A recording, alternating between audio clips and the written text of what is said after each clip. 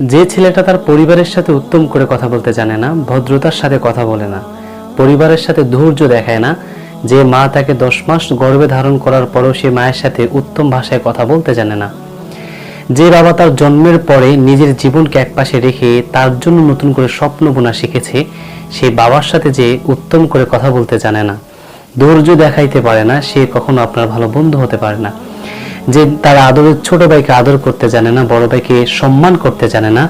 সে আপনার কাছে হয়তো ভালো বন্ধু, সে আপনার কাছে একজন ভালো সহপাঠী, সেটা কঠিন কালো হতে পারে না। সে হয়তো আপনার কাছে একটা রূপ ধারণ করে আছে, আপনি দেখবেন, সুযোগ পেলে দেখবেন তার ভিতরে যে হিংস্রতা আছে তা আপনার সাথে সে প্রকাশ করছে। যে ছেলেটা পরিবারেই ভালো না, যে ছেলেটাকে পরিবার নিয়ন্ত্রণ করতে পারে না, তাকে সমাজ এবং রাষ্ট্র এবং কোনো আইন তাকে নিয়ন্ত্রণ করতে পারে না। সুতরাং আমরা যখন কোনো বন্ধু নির্ণয় করব, অবশ্যই আমরা ভেবে চিন্তে নির্ণয় করব। সেই বন্ধুর পারিবারিক